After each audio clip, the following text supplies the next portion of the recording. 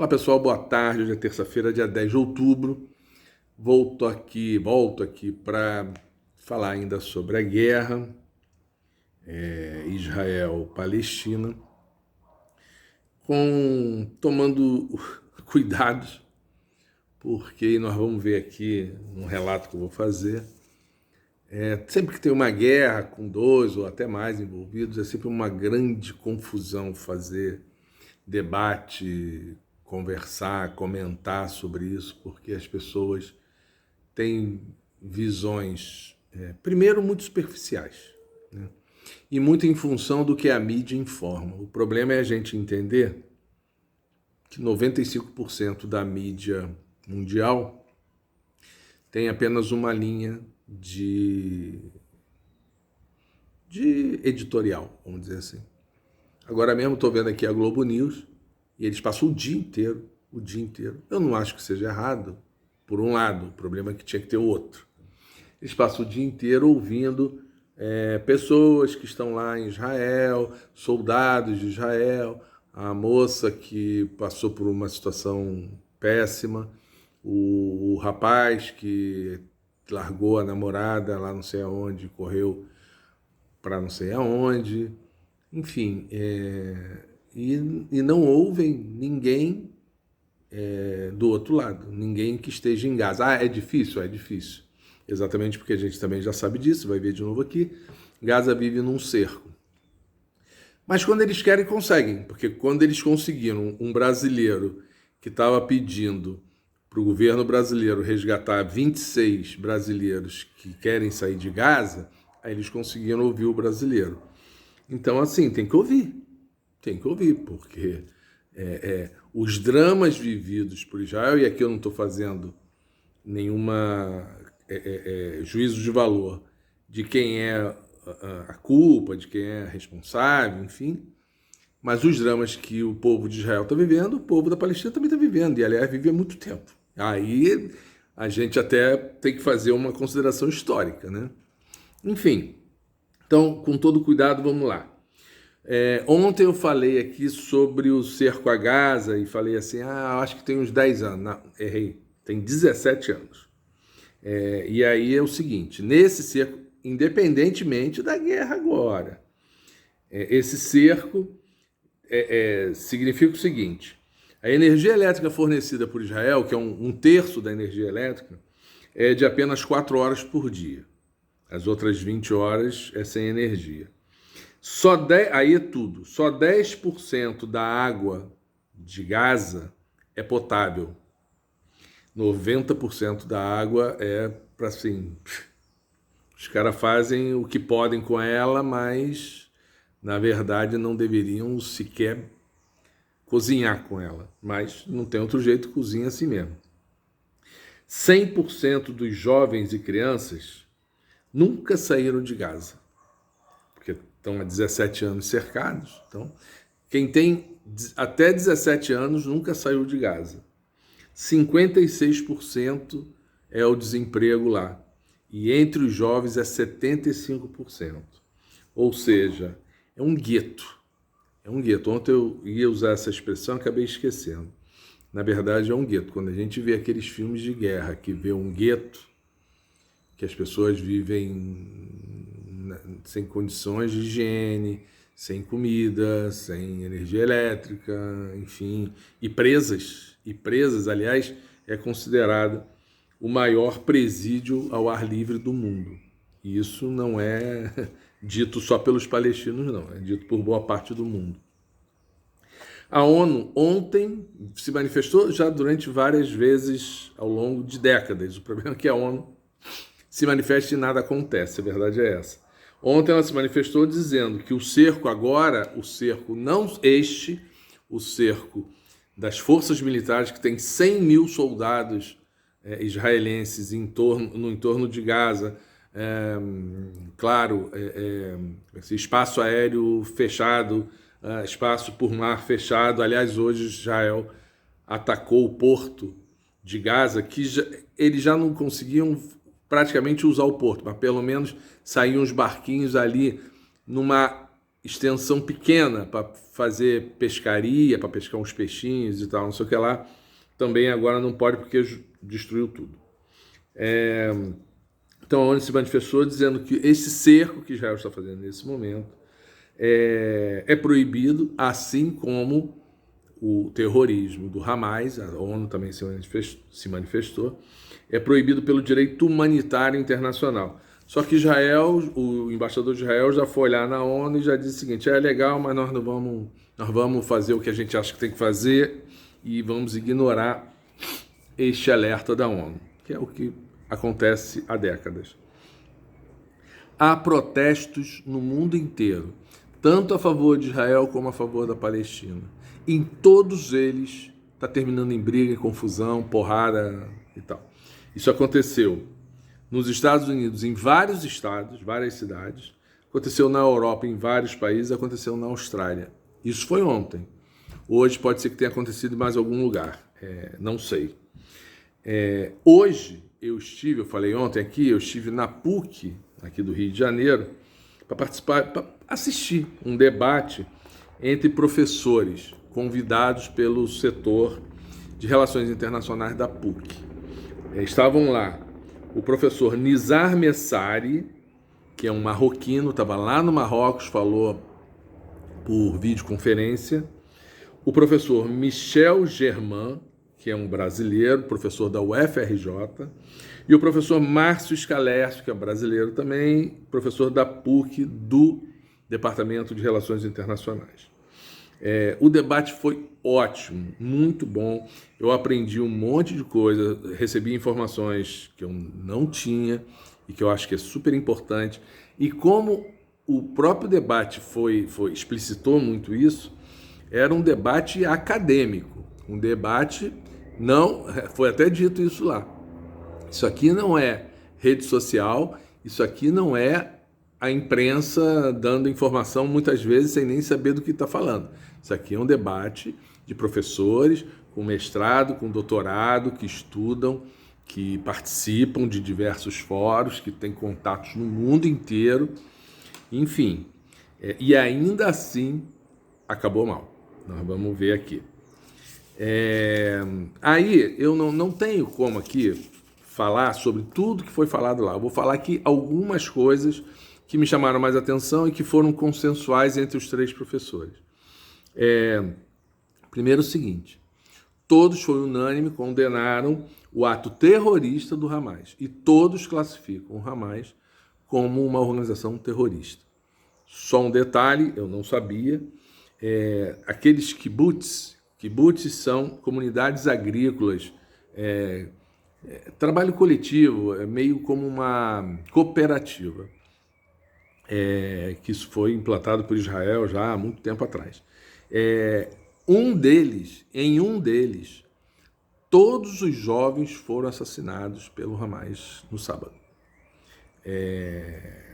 Hoje, na televisão, está se mostrando vídeos dos israelenses transitando ali perto da faixa de Gaza e simplesmente em carros e a pé, simplesmente sendo metralhados pelo Hamas. Então, assim, bastante complicada a situação. Mas todos os três professores, então, condenaram o ato terrorista do Hamas, mas todos, obviamente, fizeram uma contextualização histórica sobre o conflito, sobre por que isso está acontecendo. Enfim, aí vou pontuar, não dá para discorrer assim de uma forma mais organizada, não. Primeira coisa, todos eles entenderam que não há futuro para o Oriente Médio sem que haja solução para o problema palestino. E o problema é que Israel sempre trabalhou, isso eu falei ontem, com a divisão do povo palestino, enfraqueceu muito a autoridade palestina, que cuida da Cisjordânia, fora a questão do território, né? A gente também já falou sobre isso, o território ao longo das décadas dos palestinos veio diminuindo bastante. Hoje a Cisjordânia ainda é o maior território, só que coalhada por 100 mil colonos israelenses que Israel bota dentro da terra palestina, e esses 100 mil colonos, podem não ser todos, mas boa parte deles, vivem aterrorizando os palestinos que vivem na Cisjordânia. Então, assim, eu não tenho esse dado de quantos palestinos vivem na Cisjordânia. Mas, de qualquer maneira, esses colonos têm a força por trás deles do Estado de Israel. Então, eles aterrorizam mesmo. Assim, eles fecham. No outro dia eu falei sobre isso aqui também. Eles tapam com cimento os poços de água dos palestinos, eles agridem, eles estupram mulheres, enfim, é a mesma coisa que o Hamas fez. E é isso o que eu realmente me incomoda muito, que é o seguinte: a imprensa tem que falar de tudo que está acontecendo, e não só de uma parte, que normalmente é uma parte que interessa ao grande capital, aos Estados Unidos, à Europa, a visão ocidental que a gente fala, né? Outra coisa, o conflito, né, agora, a guerra agora, apesar de dor, sofrimento para os dois lados, pode ser um espaço para uma nova liderança palestina. O que eles dizem que é muito interessante, que isso eu já imaginava. O Hamas só existe, o Hamas só controla a faixa de Gaza porque Israel, em determinado momento, o Netanyahu, em determinado momento, fez alguns acordos com o Hamas, porque entendia o seguinte: a questão do Hamas é mais a questão religiosa, fica lá, Gaza é pequenininha, a gente é fácil da gente controlar e tal, não sei o quê. Aí o que eles fizeram? Apostaram no enfraquecimento da autoridade palestina que cuida da Cisjordânia e tal. Só que a Cisjordânia tem um território bem mais interessante, né? Maior e tal. Então, a avaliação dos professores é que, na verdade, Israel está faz essa coisa toda em relação a Gaza, que chama muito mais a atenção, e na calada, na verdade, está tomando todo o espaço da Cisjordânia, e que a meta futura de Israel é tirar de lá todos os palestinos, ter só como terra, tomar mesmo o território definitivamente para Israel. Afinal, Gaza é apenas um gueto que está lá, aspas, controlado. E também os professores não concordam com aquilo que eu levantei aqui, de que possa ter havido uma facilitação para a entrada do Hamas no território, que eles dizem: não é isso. Primeiro que os caras estão estudando isso há muitos anos e viram falhas no sistema de defesa de Israel. E segundo que, assim, na verdade, Israel meio que menosprezou. Gaza tá lá, Gaza é fácil de controlar e tal. E aí, meio que, no futebol se chama jogar de sapato alto. E aí meio que jogaram de sapato alto e aí se ferraram todos.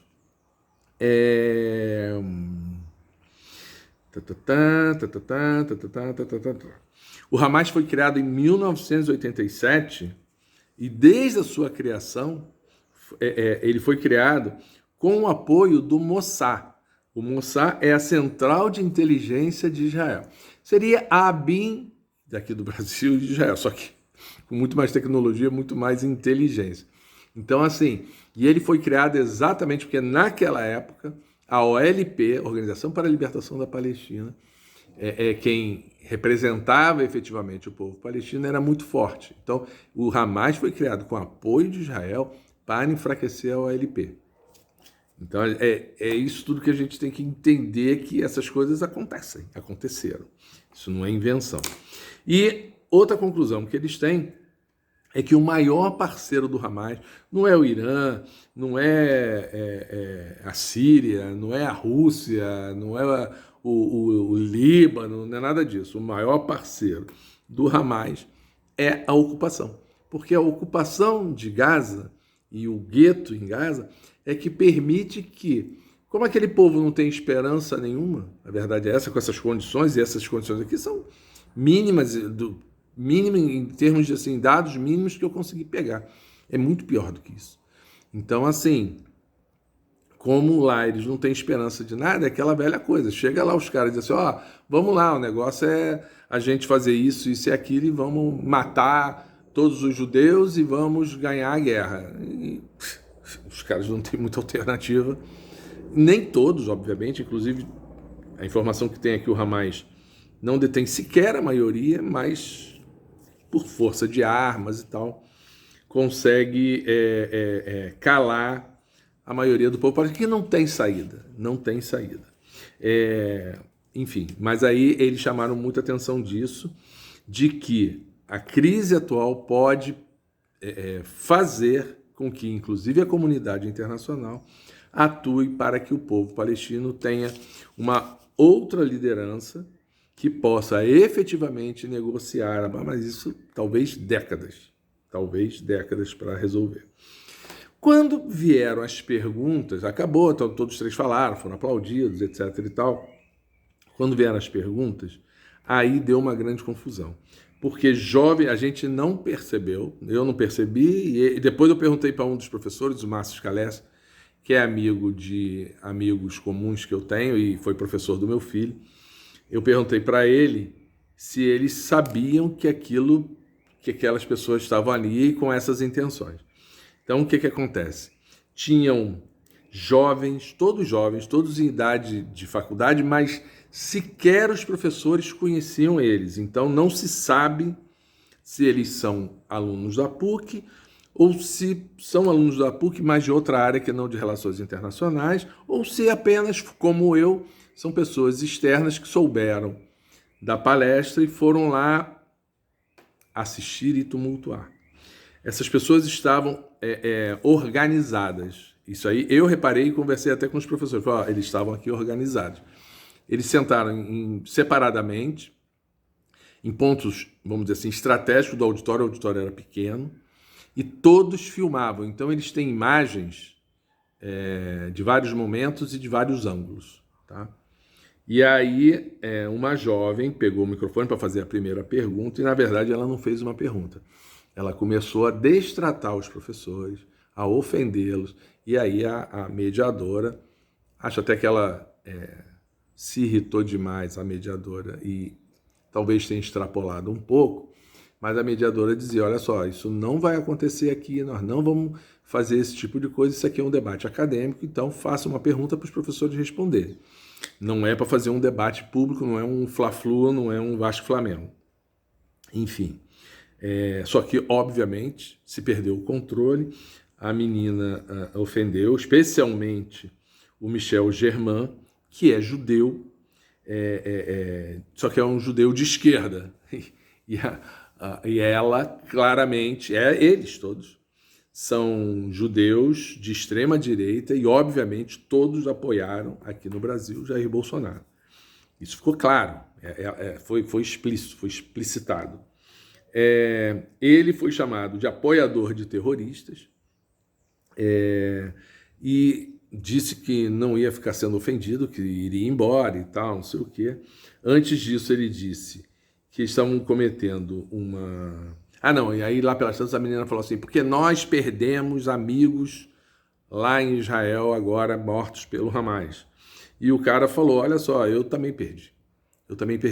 Eu não me lembro se ele falou hoje ou amanhã, mas hoje ou amanhã, ele está indo para Israel para participar de um enterro de duas pessoas muito próximas. Ele não explicitou se são parentes ou se são amigos e tal, mas ele está indo para Israel para enterrar duas pessoas muito próximas mortas pelo Hamas.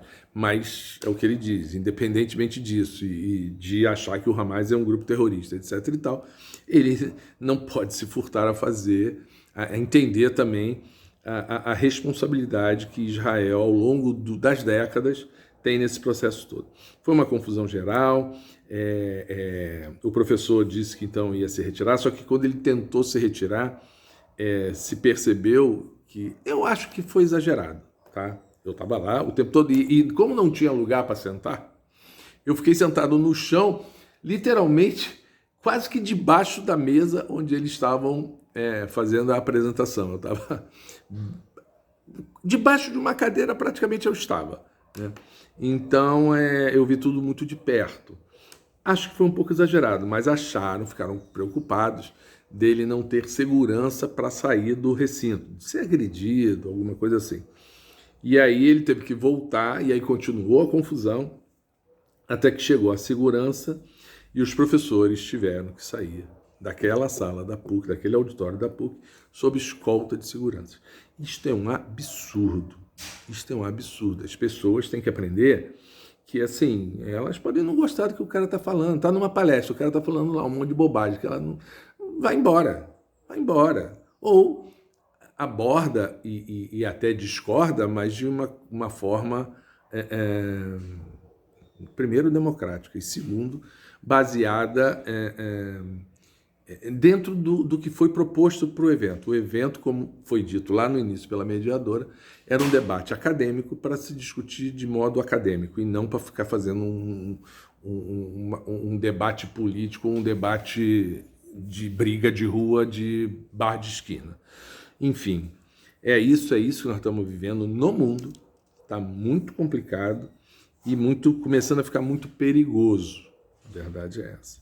Bom, voltando aqui, e aí só para falar, na imprensa brasileira ontem, isso foi na Folha, diz assim: Israel faz ataque violento usando bombas contra o Hamas. Vamos botar as coisas no devido lugar. Não é contra o Hamas, é contra a Palestina, porque está jogando bomba na Palestina. Ah, o Hamas está lá, sim. Mas, aliás, hoje, finalmente, também a Globo News reconheceu isso. Que quando a Flávia Oliveira, para ser mais preciso, ela diz, olha, se não, é que nem nos morros aqui, nas favelas do Brasil, do Rio de Janeiro, né? Ah, nós vamos matar o traficante, e aí mata 50 pessoas que não tem nada a ver com a história.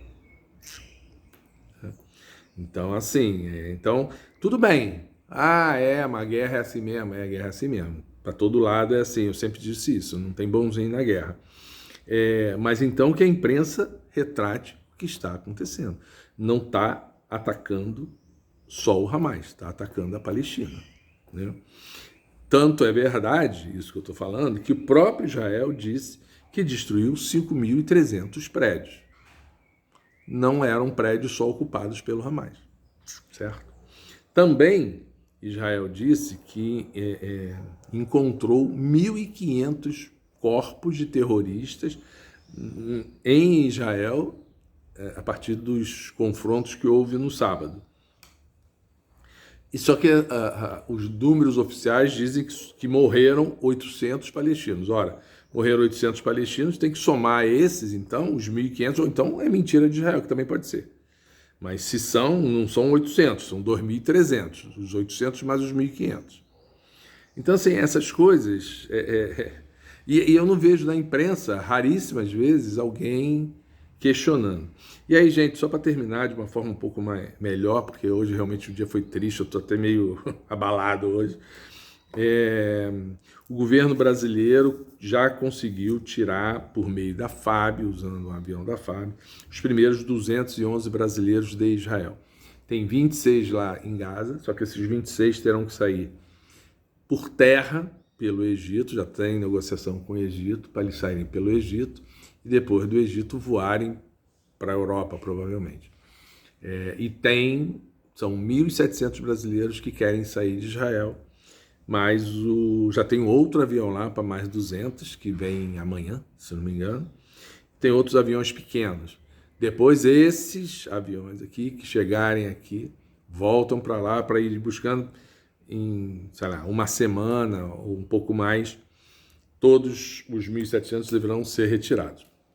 Esta é a maior ação de retirada, de repatriação, que é o nome correto que se dá, do governo brasileiro na sua história. Mais uma vez, a gente nunca sabe se essas coisas são para o bem ou para o mal, mas mais uma vez essas coisas acontecem sob governos do Lula.